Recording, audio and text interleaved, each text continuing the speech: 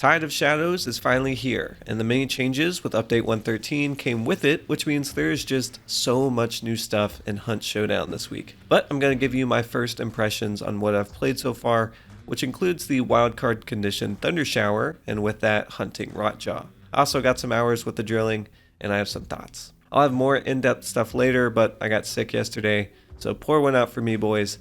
I died this week. Thunder Shower really does feel like the future of Hunt Showdown. It is a dynamic weather system that changes how you play the game. I love Hunt's core gameplay loop, but I've seen a lot of discussion in the past that eventually the base maps feel very samey, and I think having more dynamic events like the rainstorm that transitions between light and heavy rain is an excellent way to shake things up. The Inferno was really great, but it was static, meaning you could play an entire match where the Inferno never really came into play. But with the Thunder Shower, it's a different beast altogether. You have to engage with it and pay attention because not only is your sight impaired, but so is your hearing. I also like that the heavy rain affects fire behavior, but I must admit, I was a bit disappointed it didn't go a little further. You can still burn someone out pretty easily even in the heavy rain, so it feels like the only real consequence is 2 barrels, and maybe if you burn someone and then the weather shifted, they'd be extinguished. But I haven't had that happen yet. All throwables feel like they're in full effect right now,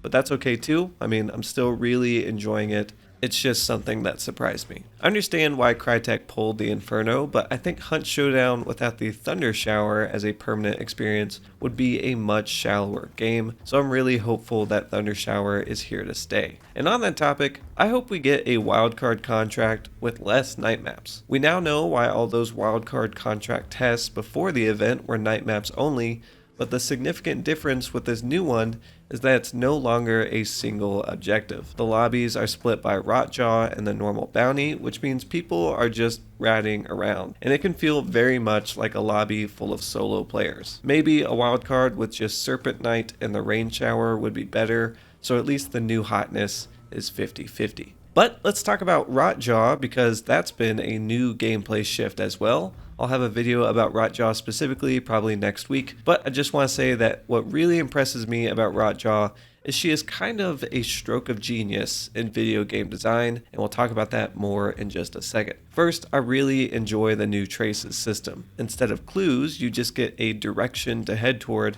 and maybe you'll find her. That means you don't actually need more than one trace to find Rotjaw, though subsequent traces can help you pin her location down if you lose your bearing. The funny thing about Rotjaw is I've seen some people say she's too easy to kill and too hard to kill, so maybe that's a good balance, or maybe people are just learning how to do it. You can actually kill her before she enters the water, and we'll talk about that in another video. If you are struggling to fight Rotjaw though, I highly recommend the Bomb Lance or Poison Ammo on something like a Nagant, and you can rinse through her health pretty quickly that way. Of course, that limits your loadout options. But why I think Rotjaw is a stroke of genius is because if you've been around for a while, you probably know that the Crytek devs have said that they learned that water doesn't make for a very good playable space. It's a great barrier to have to plan around, but people don't enjoy fighting there, and that was the problem with some compounds like Scupper Lake and Elaine, is that people just don't like being in the water. But then they go and put this wild target in there, and all of a sudden, this thing that isn't great for gameplay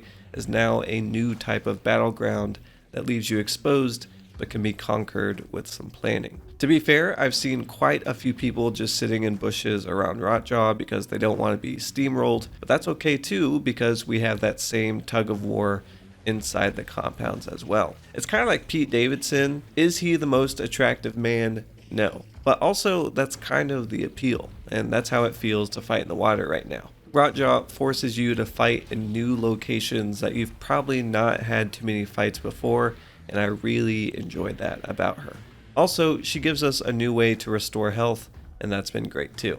On to the drilling, and I've had some time, but I'm not sure what to think, really. When I first heard it would be $510, to be honest, that kind of bummed me out because I don't play at that price point very often, but I also understand it has a really unique medium weapon, and a full-length shotgun combined into one. I honestly really like the sight on this thing, and having two primary weapons does open the door for whatever secondary you want to bring with you. Maybe you want to plan for that super punishing reload with something fast like the New Army Swift, or maybe you want a utility pick like the hand crossbow. I like having options like that, and it makes the drilling an interesting weapon. The double tap potential of this gun is devastating, especially if you catch someone in the open, and you can feel confident to go head to head with a shotgun camper too.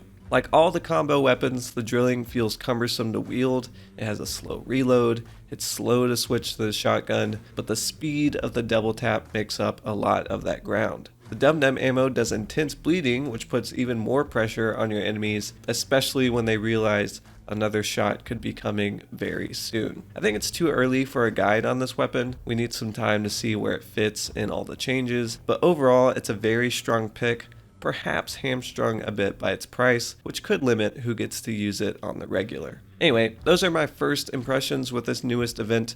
Tell me your thoughts on what you've played so far. I'll try to crank out more videos soon as I am no longer death incarnate.